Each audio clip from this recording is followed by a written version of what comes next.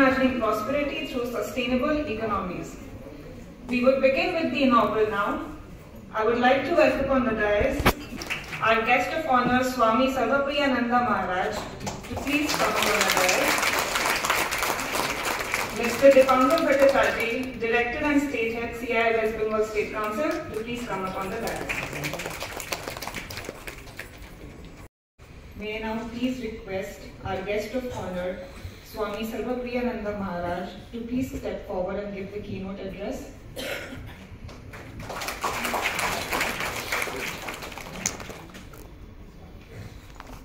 Om Asato Ma Sadgamaya Tamaso Ma Jyotirgamaya Mrityurma Amritam Gamaya.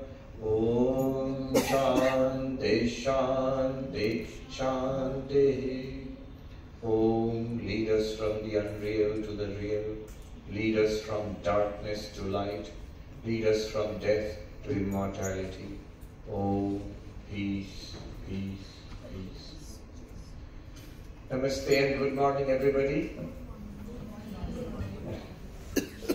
Esteemed executives of the CII and the CII, IWN, the network here. Members of the CII, members of the IWN who are present here, guests, Alapun Babu, and friends. It's a pleasure to be here, and I deem it a privilege to be here. I'm especially grateful to the two ladies present here, Smita-di and Shagata-di, who have worked for me to come here and be here with all of you this morning. We are in the midst of a silent revolution. I remember I was reading this book, Bakshish and Brahman. Joseph Campbell, who was very well known for his works on mythology.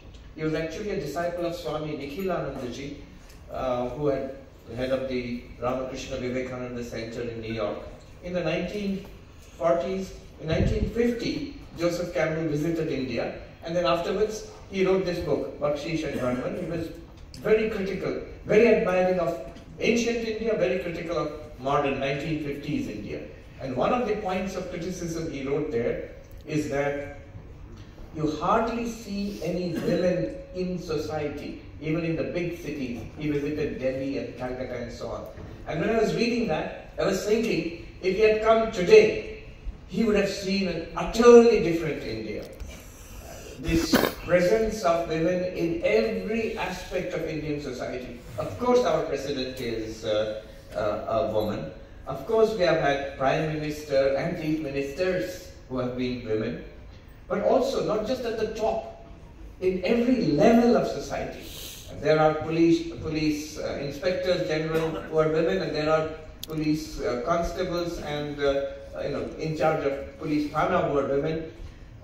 In every sphere, in administration, in law, in business, in sports, in the military, in science and technology, education, of course, everywhere you see this all-pervasive blossoming of women. I often tell sometimes girls working there in the United States in different industries, Indians, they talk about problems they're facing, but I say, look, just think about it.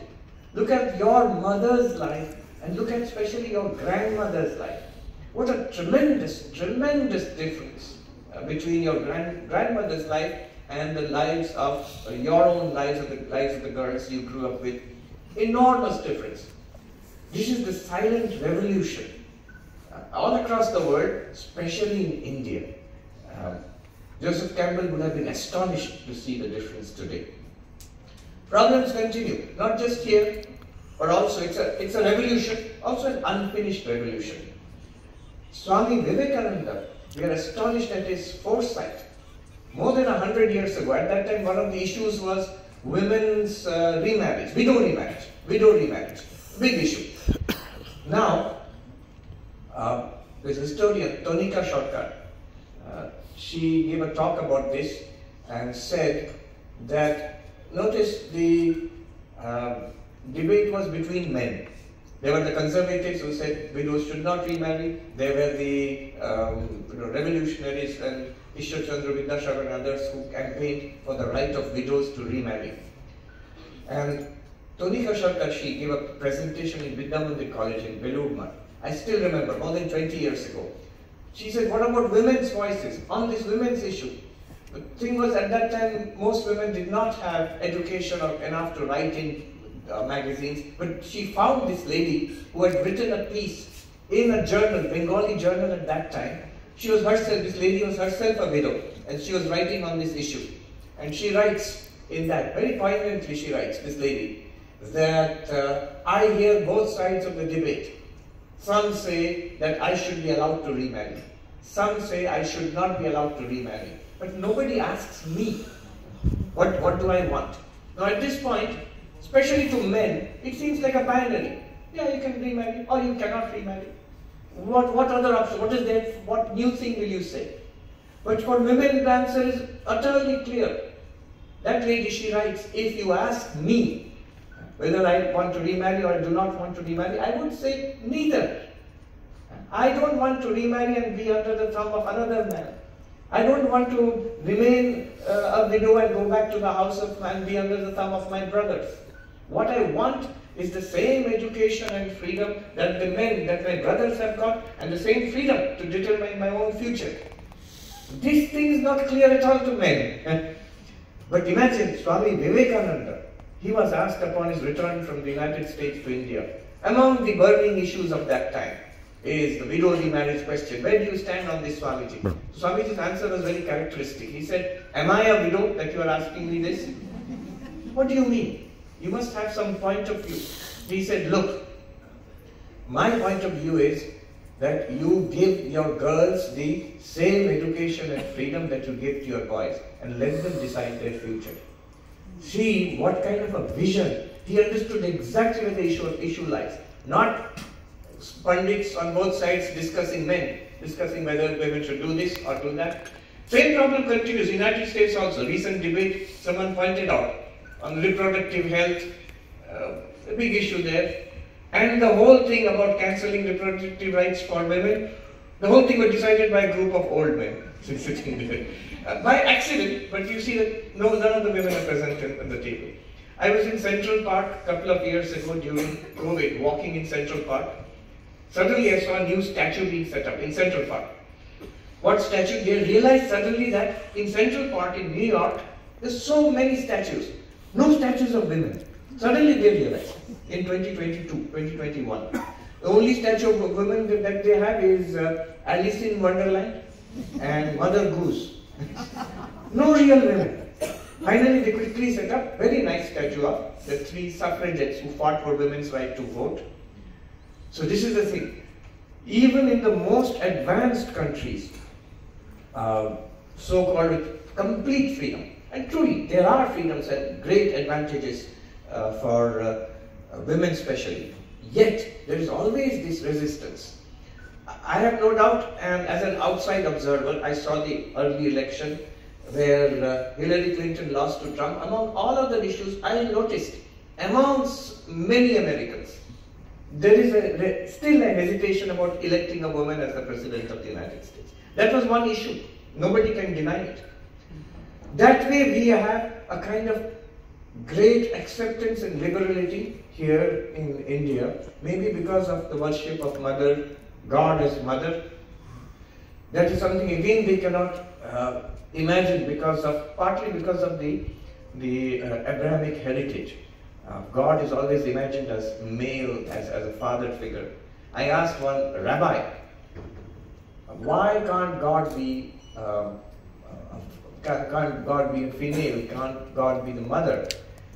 And he said, half seriously, but half jokingly and half seriously, he said, think about the voice of God from the heavens. It should be a thunderous, booming voice, not a high-pitched, squeaky voice. That's a prejudice. That's a prejudice. God can't be black. God can't be woman. Immediately in Bengal we say, but what about Kali? There's a joke among African Americans there that I met God and she be black. It's a she and it's also black. I said, that's literally true. You don't know. The place I come from, there God is female and God is depicted in a black image. They are very happy to hear that. Yes. Now this revolution that we are faced with, which I see before me, we have just heard all the, Devashish Babu was giving us all these statistics about the enormous involvement of women in all levels of society, in all dimensions and aspects of society throughout India, but especially here in Bengal. But this exposes women to intense pressures. I have noticed, I worked with the education department in Calcutta University. I was the principal of the B.Ed college there. I would notice educators, women educators, and this is common to women in general, I think. They take everything very seriously, and they always feel that they are not doing enough. It's a very common thing. Men, whatever they do, even if they don't do anything, they feel they are doing more than enough. Women feel always under pressure, that they are always very self-critical. And in the middle of the pressures of entrepreneurship, of leadership in corporate bodies, in education institutions, at the helm of affairs, the pressures are very intense. So we have this subject today: how can one have intense calm in the midst of all of these, ever-rising competitiveness and the special pressures and challenges that women face in the workplace and at home. I remember whenever I would go to Calcutta University to talk to the professors and teachers, most of them were women in the education department. And one question often asked was, how do we balance the work and life? The balance is more important to women than to men. I would say that my answer always was, you have to make up your mind. You are professionals, you have made up your mind to work and also have a family. If you decide not to work and devote your entire life to the family, that also is your decision. What you do not do is regret it. Each one will come with its pluses and minuses. So, that I sacrificed my career for all of you and you are all ungrateful to me. Common complaint in families. Don't do that. You sacrificed your career because it was your decision and you have got the fulfillment of giving 100% of your time to the family. You sacrificed some of the time you could have given to the family and devoted it to the career. Don't second guess yourself. It's all very good. In each of these paths, there are pluses and minuses. Don't second guess yourself. Don't over criticize yourself. It's fine. How can we be calm in the midst of the storm? It's a storm. It's a daily storm. So that's the theme for the talk this morning. Swami Vivekananda, he would say that intense calmness in the midst of intense activity. Actually, his words were eternal calmness in the midst of intense activity. That is the goal of Vedanta. He would use the iconography of Krishna teaching Arjuna on the battlefield. He says, notice, in the middle of the battlefield, a great war is about to start. Here is Krishna holding on to the reins of the horses of Arjuna's chariot. And in the midst of that, he is instructing Arjuna about Vedanta, Bhagavad Gita. All throughout, in the midst of that intense situation, Sri Krishna has a mild smile on his face. That, he says, is the ideal. In the midst of extraordinary activity, intense activity, great pressure, great responsibility, how can you do everything and yet retain that mild smile on your face? That is the ideal of Vedanta. It is not the ideal of the ascetic and the monk in the mountains. There is a kind of calmness. If I withdraw from all responsibility, if I say I will not have a family, I will not accumulate money, that means I will not work in the economy. I am a wandering monk. I am supported by society. I have no family obligations at all. And I will sit in a mountain cave and meditate. A certain kind of calmness is possible. Not as you would imagine, immediately you will get calmness. Not necessarily.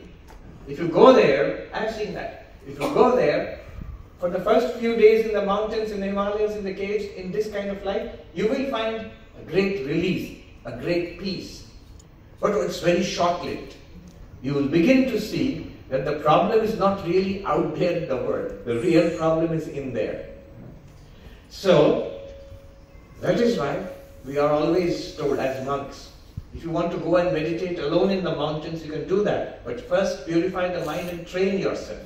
Otherwise, when you are set free from the pressures of job life, your career, from family life, or in our case, when you're set free from the pressures of ashram life. Ashram life is a very strictly disciplined life. Set free. Now you're alone. Do whatever you like. Your mind will make you dance. So, it's only the purified mind which can get the benefit of that meditation, that meditative calm in the mountains, sustained. I would see 2 months I will stay in the mountains. I've done that. 2 months like that. That's fine. 2 months and 20 years are very different. But that is not the ideal. Swami Vivekananda says, he who runs away to meditate and die in a mountain cave has missed the way. He who runs away from life. He who plunges into the vanities and the foolishnesses of life, he says, he too has missed the way. So if you run away from life, you have missed the way. If you plunge into life, you have missed the way. Then what is the way? Again, a binary. But this is the unique genius of Swami Vivekananda. He says, the way is to divinize life itself. It is to see God in those around you, in the work that you do, in the life that you are leading. If you see divinity here, you have got it. In Sri Ramakrishna's very simple words, Jar hetaya ache tar shetayo ache, jar hetaya nahi tar shetaya nahi. Who has got it here, has got it there. If you have it here in Calcutta, in the park, you also have it in Gangotri. Have it means that spiritual reality is there. Mon vashate pariya, I can meditate. If I don't have it here, you won't have it there also. So, this idea of Sri Ramakrishna would say, gather a lot of zeros together, it is still zero. But before all the zeros, if you put chop shunya lage, act judi kyo bashata, put one before the zeros, then every zero will get, the one has its own value, then every zero will add value to what you have. Of course, he's talking about spiritual life. So how do we have calm, peace in the midst of responsibility and activity, in the midst of pressure and tension? HR people are here, top HR people. And this is something that you teach, work-life balance. I was just reading an article yesterday. There's a company which is now in the news all over the world. This NVIDIA, how do you pronounce it? NVIDIA? It's the NVIDIA. Yes. So that is the highest valued company in the world ever, the $1 trillion valuation something. And so the person who heads it, Jensen, I was reading about him and his work-life balance. He has got a work-life balance. He says, I have made up the decision. My work-life balance is I only work. He said, I'm at peace. I only work. I'm at peace. 7 days, as all my working hours, and 7 days a week, I work. Whenever I take a break, I watch a movie, then also I'm thinking about work. And I don't resist it. This is what I've decided. This is how I will be. And I wake up in the morning, I also go to work. So this is what I do. That's one kind of balance. No balance at all, just one-sided. That also gives you peace. There are many kinds of ways of finding peace. You go to take a break or a vacation, do some yoga nidra. There is a technique called yoga nidra which gives you the deepest, those who have experienced it, deepest possible physical relaxation, this side of death. It's actually extraordinary. Those who have not experienced it, you should try it. All those are good. But we are thinking about something much deeper here. The calmness that comes from spiritual rootedness. That also can be achieved in different ways. One way is what we call the way of bhakti. It's very well known. What do you do there? Those of us who have a deep faith in the existence of God, in some form, in whatever your religion, it could be Ram, it could be Krishna, it could be Kali, Durga, Shiv, it could be Jesus, it could be Allah, whatever, in whatever form, in whatever religion. But a deep, abiding faith, that gives us a calmness. that my mind is centered in the Lord, in the midst of my busy days. The great Protestant reformer, Martin Luther, not Martin Luther King, Martin Luther, 500 বছর আগে. In one of his writings he says, every day I spend an hour on my knees, or Christianity in the church, they go down on their knees and pray. I pray, spend early in the morning, I spend an hour on my knees praying. And then the whole day's activity starts. He had tremendous organizational responsibilities. Imagine the growth of the Protestant movement in those days. And he says, the day I have no time for prayer, I spend 2 hours on my knees praying. That means, see, the intensity, the focus is, am I holding on to the Lord? Am I holding on to God in the midst of my activities? And I resign. Whatever happens is by the will of the Lord. I am your servant. I am your servant, your child. Amitabh Dash, Amitabh Shantan, whatever relationship you have set up. So that's one way of attaining calm. Another way of attaining calm in the midst of responsibilities is the Swami's Karma Yoga, Swami Vivekananda's Karma Yoga principle. That all my activities are actually my spiritual practice. So I don't have 2 lives, one ashram life and one office life, one temple life and one home life. No, I have only one life. And all my work is the worship of God, or is my spiritual practice. I love Mahatma Gandhiji's response to the question, who are you? Because people ask me who I am. People think I am a freedom fighter. Some think I am a politician. Some think I am a social reformer. He was all of those. Yeah. And to what extent? But he says, if you ask me, Mahatma Gandhi says, if you ask me, I will say I am a simple man in search of God. Now look at this unifying theme of his life. Whether he is doing the Andalan, Quit India, or Swaraj Andalan against the British, whether he is doing the sanitation for the slums, or the upliftment of the Harijans, or the Bunyadi Shiksha for basic education, setting up the ashram, whatever work he is doing, for him, I am a simple man in search of God. He has only one life to live. So all these tremendous activities are all harmonized in one theme. So that is the Karma Yoga principle, where my work is my worship, not as a rhetoric and not as a slogan, as literally a spiritual practice. He really means it when he's doing whatever, whether it's politics or social reform, it's spiritual practice. That also gives calmness. He was a very calm man in the midst of extraordinary pressures. Extraordinary. We will never have to face those pressures which Gandhiji faced. But he was a very calm person. Some of these great leaders, I love that word, leadership and entrepreneurship.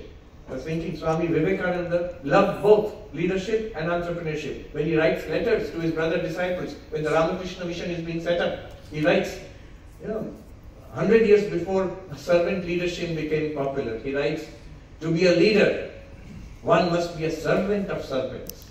One must learn to accommodate 1,000 minds.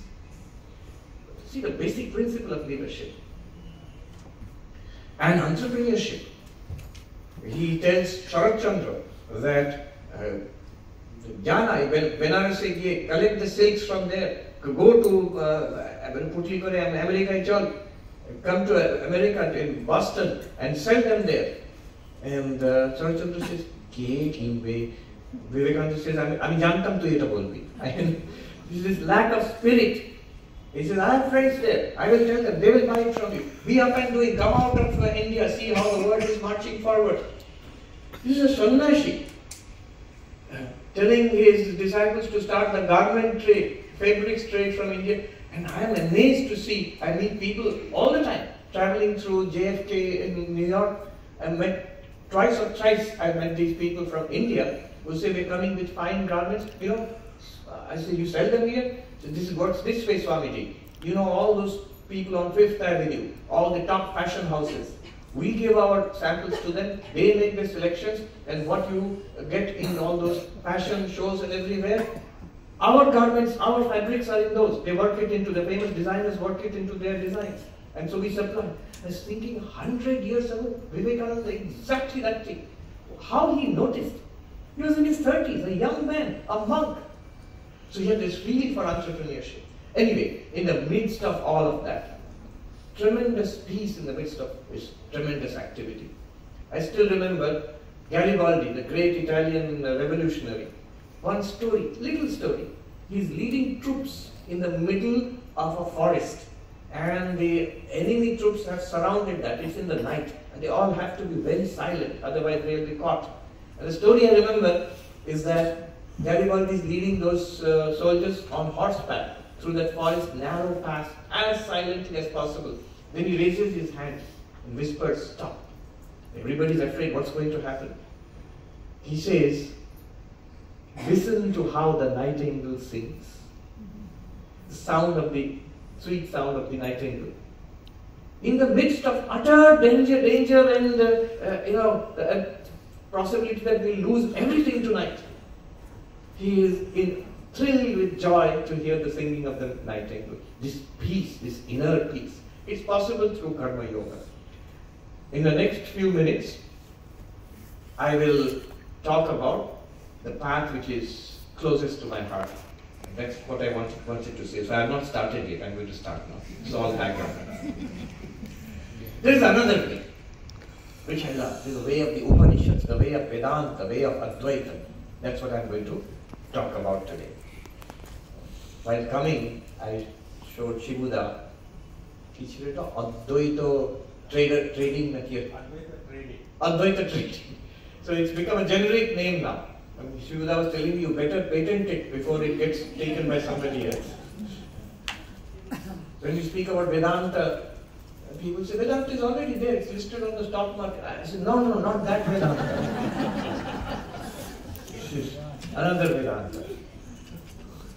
Somebody told me, Swamiji, don't worry, in this age of AI actually stands for Advaitic intelligence. We need Advaitic intelligence today. Sundar Katha, recently I was in the airport, one gentleman from the IT industry, an AI expert. I said to him, nowadays, what will be the future of education? I hear that people are even saying things like, you need to teach children only one thing, prompt engineering. That's a new word. How to ask the proper questions to AI, and everything else will be done by AI. Children, you don't have to teach them anything. What is the need of any education? And our dear president also has taken that to heart. So he closed down the Department of Education in Washington. In Washington DC, actually I saw huge building. What is that Department of Education? Nobody in there, not Darwano named. So he told the Secretary of the Department of Education, your only mandate is to shut down that department. And she has done it. And very dynamic lady. She was the head of the World Wrestling Federation before that. So that's a qualification. Anyway. Prompt engineering. No education necessary. Prompt engineering. Then that gentleman told me, why Swamiji? Apnader Gita Upanishad sab to prompt engineering. He said, Arjuna is asking a prompt, giving a prompt to Krishna. Krishna is replying. That is your Bhagavad Gita. Nachiketa is asking, giving a prompt to Jamraj. And that is your Kathopanishad. So your Gita Upanishad Vedanta is prompt engineering only. This is to the importance of asking the right questions. Vedanta starts there. Not with a question about the world, but with a question about ourselves. Do we truly know ourselves? Do we truly know what we are?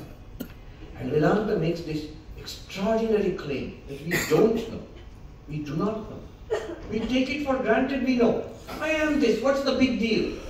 The really interesting thing is out there. This is, I know. This body, this body, and the mind is there. Yes, it's a body-mind complex. It's what I call a person. I'm a person. So Vedanta says you are mistaken. You do not know what you truly are. And if you knew, your problems would be solved. Sri Ramakrishna's beautiful anecdote about the Thopa, Indian washerman, who found a diamond. And he didn't know what the diamond was. He used it to scrub dirty laundry. But he asked his friend, the vegetable seller, what is this? And the vegetable seller said, it's a very pretty stone. I'll give you 10 rupees for it. Luckily, Dhopa Bikri Kodana did not sell it to the vegetable seller. I'm using Bengali once in a while. Is there somebody who does not understand Bengali? One or two people. Okay.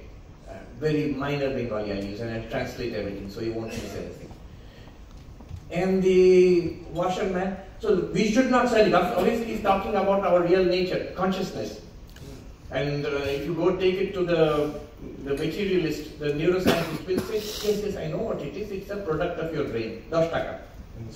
Don't sell it to the neuroscientist or the materialist. One scientist giving a talk on consciousness, he said, what's the big deal about consciousness? There are activities going on in the body, nervous system and brain, and it's a byproduct is consciousness. There was a Coke bottle in front of him. He said, look at the fizz in the bottle. Your consciousness is just the fizz in the body mind. So, there's no big deal. It's 10 taka. You're selling your diamond for 10 rupees. Finally, the washerman went to the diamond merchant who said, this is the largest uncut diamond, most fine raw diamond I've ever seen. I'll give you 10 million rupees for it. And all the poverty of the washerman was removed. All his needs were satisfied. Similarly, we have the diamond and we don't even need to sell it. We have to realize what it is. We have to know the diamond for a diamond, not as a rock or a stone. We have it. This consciousness which we are talking about. We are using it all the time. Right now we are using it. If you ask, are you conscious? Yes, I am. How do you know? Well, I'm seeing, I'm hearing, I think, I feel, I remember, I desire, I like, I enjoy, I suffer. This is consciousness. So I am conscious. It's just like according to Vedanta, it's just like the washerman using the diamond for scrubbing dirty laundry, but we don't know what it is. This is the way of inquiry. In Sanskrit, vichara, self-inquiry. How does it function? So what I'm going to do in the next few minutes we have, we are going to do a Vedantic, I call it an experiential knowledge. Experiential knowledge. It's knowledge, but the thing is the way we understand knowledge is Boipada Vidya. So this is book, this is knowledge, book knowledge, and the real life is something different. Real life is experience, anubhav. But this Vedantic inquiry is experience also, and knowledge also. It's more like a pointing out. It's more like telling us it's not a rock, it's a diamond. It can solve all your problems. So this will be revealed to us in the course of this next few minutes.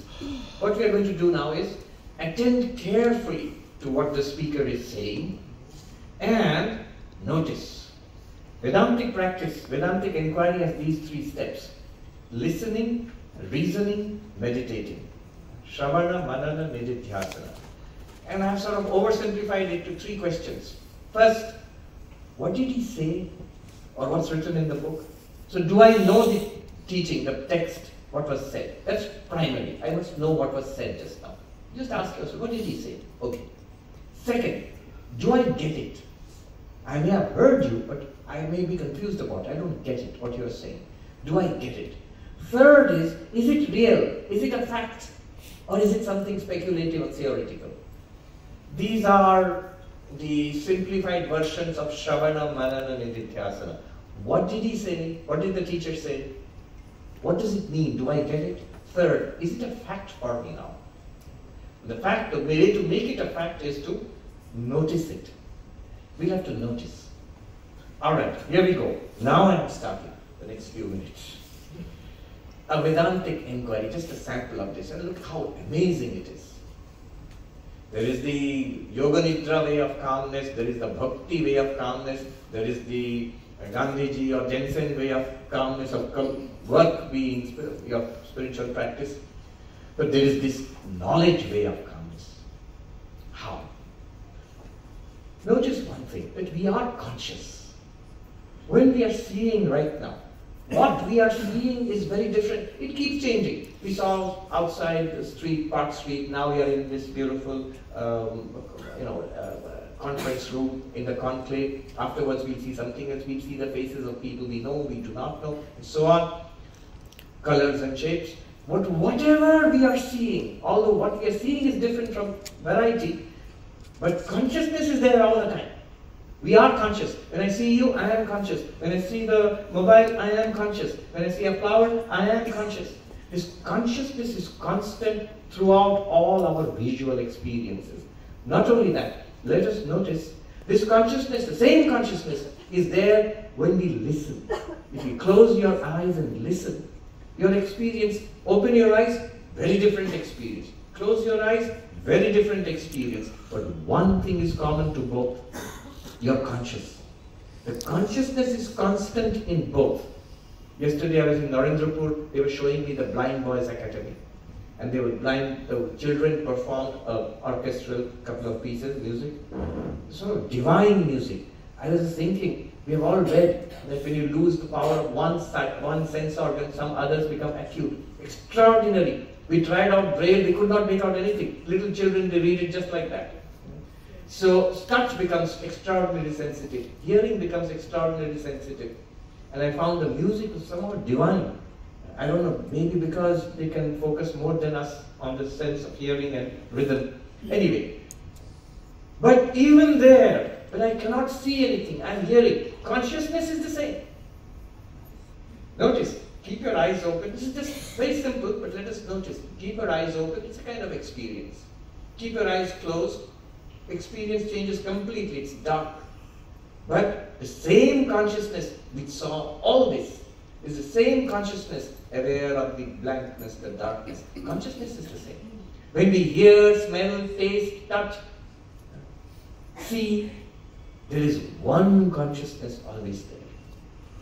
Not only that, the same consciousness is there when we work, when you are working, when you are driving, when you are cooking, when you are playing. It's the same consciousness there, which lights up all our sensory experiences. It's all common sense, but we never think about it. Vedanta is drawing our attention to the diamond. The same consciousness is there in all our action. And when we retreat into our inner life, we think, we remember, we feel, we desire, we hate, we enjoy, we suffer, pleasure, pain. All of that is lit up by the same consciousness, the same awareness. Am I making sense? I'm not saying anything very complicated. I'm just saying something utterly obvious. You should say, yeah, get on with it. Move on. We get what you're saying. It's the same consciousness in our inner first-person life, life of the mind and emotion. Same consciousness in our sensory life. Same consciousness in our work, actions. It's the same consciousness which lights up our waking, our dreaming. And indeed, Vedanta claims deep sleep is also not a state of unconsciousness. It is the consciousness of the absence of objects. It is deep sleep, general anesthesia. From a Vedantic perspective, it is not an absence of consciousness, it's a consciousness of absence. That nothing is present for you to be conscious of, that's what you're seeing in deep sleep. So consciousness is constant. This constant consciousness in every experience. In Vedanta, this is called Sakshi, the witness consciousness. Immediately notice, Sakshi does not mean the Vipassana kind of, when you're practicing witnessing, which is a good exercise. But Vedanta does not mean that. Vedanta means something much deeper, which is the constant, choicelessly available, instantly available, effortlessly available consciousness which is present in all of us right now. Okay, this is called Sakshi. Now let us explore this a little more. We're exploring the diamond. Notice, objects of experience come and go. They arise and subside. Our experiences also are varied. They arise and subside every moment to moment. But consciousness has no arising or subsiding. It is gapless. In Sanskrit, nirantara. Antara means gap. There is no gap in consciousness. Notice. In your best moments, in your worst moments, in your most boring time, in your most exciting time, throughout your days, throughout our lives, one thing has been constant without any gap. If you're thinking about, no, what about general anesthesia, unconsciousness? You can work it out yourself, because according to Vedanta, those are all consciousness of absence. Still consciousness is there. It's gapless. Not only gapless, the Ganga Nadi is gapless. If you go there, the river is flowing continuously without a gap, but it's flowing. Every moment it is changing. We notice, again notice, consciousness is not changing. It is gapless without any gap in it. Also, it is changeless.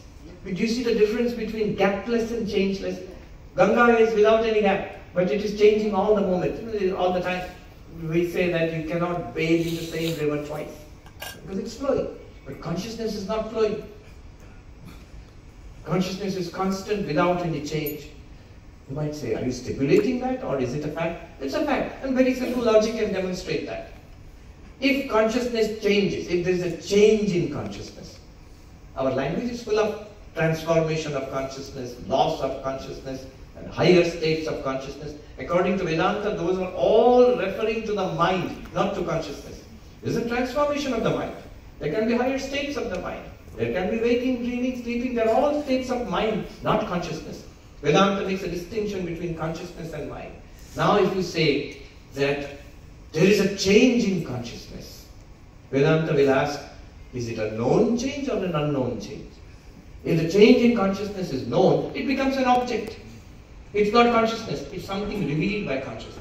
If you say, no, consciousness changes, but it is unknown, then why talk about it? If it's unknown and unknowable, then there is no point in talking about a change which is unknown and unknowable. Therefore, we do not admit in Vedanta change in consciousness. In one principle, that's how consciousness is defined. Changeless in Sanskrit, nirvikara. Vikara, modification, change. Further, this consciousness is always the same. Notice? The life, our life, it can enrich us, enrich our minds. It can degrade us, pollute our minds. It can affect our body. Body can become sick, body can become healthy, body is young, body is aging. But all throughout, distinguished from the body and mind, consciousness itself is always the same. Vedanta claims consciousness itself is not enriched or damaged by life. In every experiences are many and varied. Some of them are valuable to the mind. Some of them are boring and degrade or utterly degrading to the mind. But consciousness illumines all of it regardless. Chaitanya, consciousness, it is not enriched by experiences, not degraded by experiences. It is the same in all experiences. Sanskrit, in Sanskrit, sama, it is the same. Revealing, just like the light here, whatever happens on the stage, same light reveals everything. Always the same. Now, putting it all together, this witness consciousness which experiences, which allows us to experience everything, this unbroken consciousness with gapless, always there, never not here, always here. And this has no change at all, nirvikara. And therefore, it is the same in all our experiences. And therefore, it is neither, it cannot be damaged, traumatized, destroyed. Body can be damaged by COVID, say for example. The mind can be hurt easily. Mind can be affected easily. But consciousness itself, it just reveals the body and mind and the world. It is itself never damaged, never traumatized. Abhyaya in Sanskrit, undecaying. It is the same in all circumstances of life. In the best of health, on ICU, deathbed, consciousness is the same. It just reveals the state of the body, mind and the world. Vedanta says this consciousness, which is Sakshi, revealer of your sensory life, your inner first person, mental, private life, your work life, actions, your waking, dreaming, sleeping, this Sakshi is Atma, it is you. You are not literally this body or mind, you are literally this witness consciousness. This unbroken consciousness, it is Atma, it is you. That is the self. This unmodified consciousness, that is the self. This consciousness which is Samaha, the same in all experiences, that is you. Now if I can hear you, others can also hear you. Really? Yeah. Yes. I am. Now what is being said is, I am this consciousness always present, gapless, without any change, without any modification. Am the witness of all that is happening to the body, mind and in the world. You are not affected by the events which you experience. You as consciousness. So there is a calm in the middle, the eye of the hurricane. There is a calm in the middle of the storm which is already there. You don't have to develop it. You don't have to make the consciousness calm. It is already calm. Yes, it's a good project to make the mind calm, to make the emotions settle down. This is a good practice. But remember, I myself, you yourself, you are already above the turmoil, the storms of life. Because I am Sakshi, I am Nirantara, I am Nirvikara, I am Samaha, I am Abjaya. And how? The beauty of Vedanta is, it's not just speculating in the air.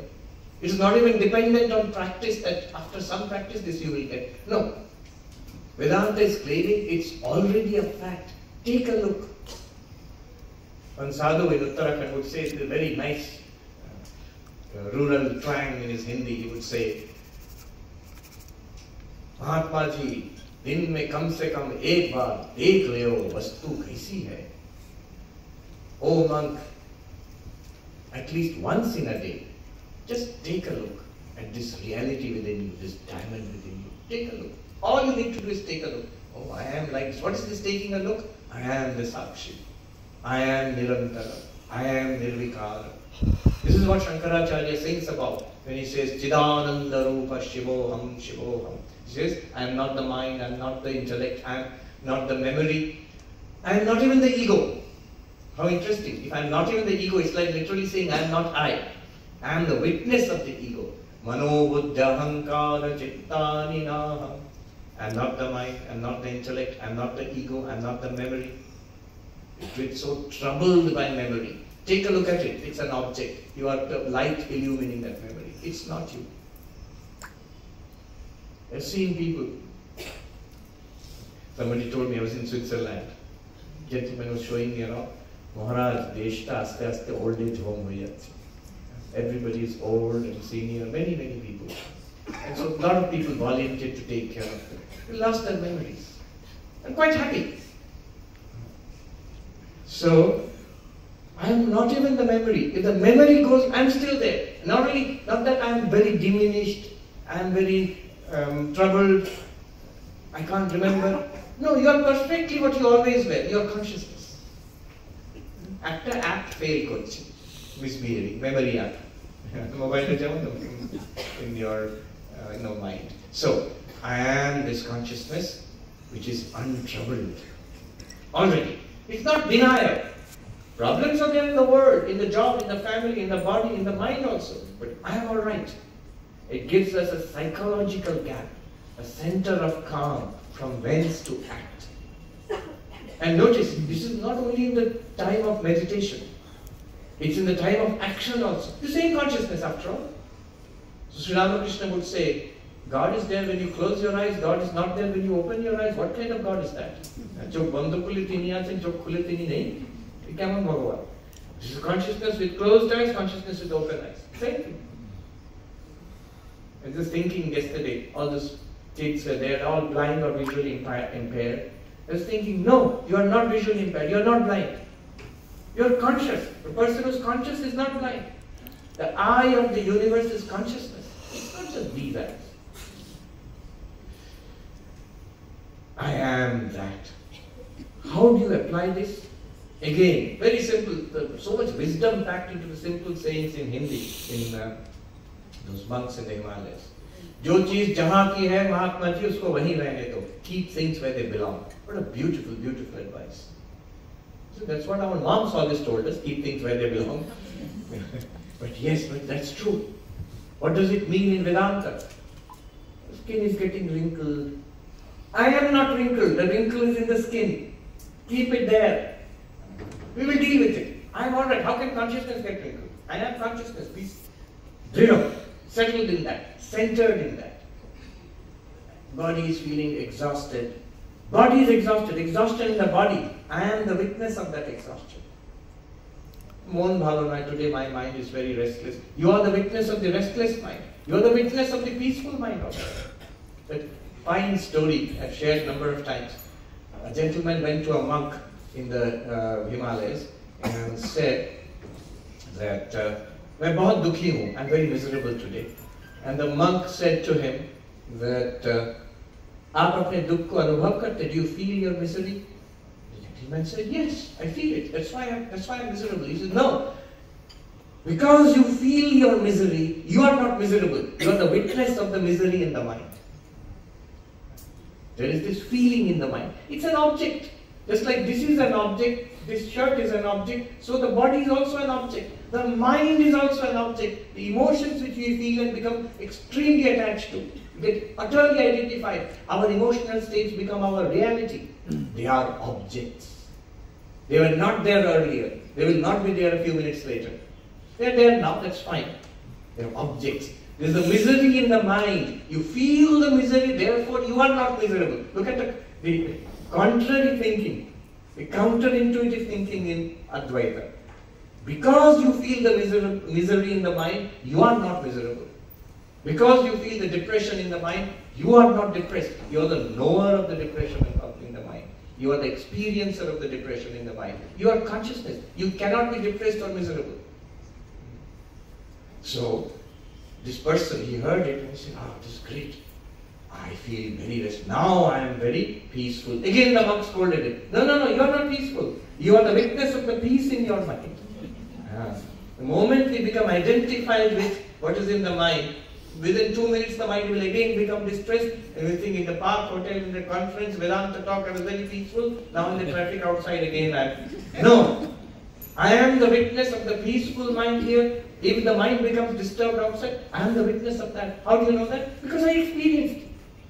That which experiences the peace and the restfulness of the mind is in itself not restful or peaceful, not restless or peaceless. It is, by its very nature, it's always at rest. It is, in Vedanta it's called Shantam. It is not peaceful, it is peace itself. That's always available to us. So this thing, and it is always self-luminous. I am conscious and therefore the world appears to me.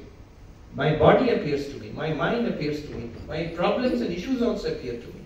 Because I am conscious. My own consciousness does not depend on the world. The experience of the world depends on this consciousness. This is called Swaprakasha, self-luminous. The hall was in darkness and you switched on that light. And the light revealed whatever is in the hall. And we don't need another light to reveal that light. That light reveals itself also. So Prakasha, self-luminous, a very profound concept in Vedanta. According to Vedanta, only consciousness is self-luminous. Even this light, it's not really self-luminous. If I close my eyes, I can't see the light. So Vedanta has this peculiar way of thinking. That light is the light of this room. The sun and the moon are the light of the world. But your eyes are the light of that light. And not just these eyes. If I'm not paying attention, my eyes may be open, but I don't see anything. So the mind is the light of the eyes. In Vedanta, the sense organs are lights. Mind is a light. Language is a light. These are all lights which reveal their objects. But Vedanta says the light of lights, behind all of them is one true light, which is consciousness, which is you, not my consciousness. I am consciousness. See, what Vedanta is telling us is, we all agree when we say, yes, I am conscious, but I think I am a body-mind with consciousness. Vedanta wants us to say, I am consciousness with a body-mind. Reverse it. And you will see, it's actually a closer definition of the truth. Whenever I feel consciousness, if you imagine, is not there, then you will realize, I am also not there. But if the body is not there, I am still there. In my dreams, I don't experience this body sleeping on the bed, but I feel I am there. So, my existence and consciousness are one and the same. It is the light of lights. In Sanskrit, Jyoti Rajyoti, light of lights. And directly experienced in Sanskrit, Aparoksha. So if we draw our attention to this always available, the eye of the hurricane, the calm in the middle of storms, it's always available. It's always the same. That's my real nature. If I notice that and I affirm simply that I am that, that's all you have to do. Something directly available to you. Meditation may or may not work sometimes.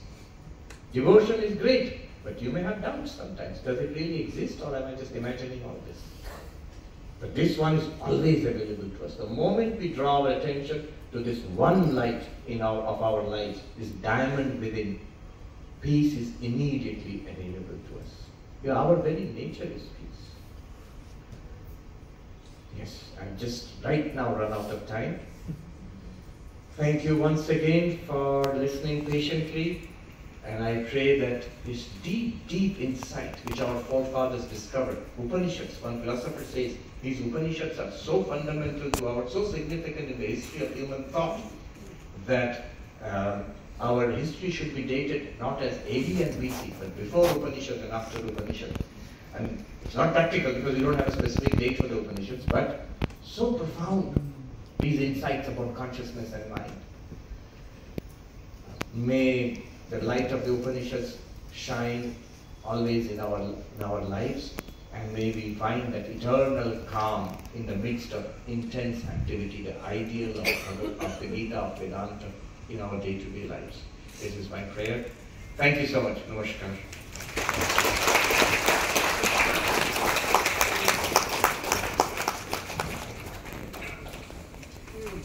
Thank you, Swamiji, for your enlightening words of wisdom. Moving forward, I would request Ms. Swagata Kumar Mustafi. Good morning, everyone. But I feel I've been given a very difficult task here to speak after Swamiji. I'm too overwhelmed. Anyways, my salutations to Thakur, Ma and Swamiji. I will begin by narrating a scene from a railway station. A train is waiting at the platform for people to board. The reserved compartments where seats are allotted are hassle-free and sorted. And ones which are unreserved, as soon as the door opens to the compartment, it's chaos. Men, women, old, young, children, shoving each other to get into the compartment and find a seat for the journey. In the process, hurting the passengers and themselves too. Such is today's life. In a world of fierce competition and aggressive ambitions, we need to guard ourselves to keep our minds still and focused. And that is what spirituality helps us to do. Revered Swami Sarvapriyananda Maharaj has been my guiding light to spirituality for many years now. We are extremely grateful to Maharaj for consenting to come and spread his light of wisdom and knowledge amongst us. His lucid ways of explaining the complex subject of Vedanta, especially Advaita Vedanta, and its relevance to our ways of life are simply unparalleled. My sincere gratitude to you, Maharaj. Thank you and pranam. To felicitate Swami Sarvapriyananda Maharaj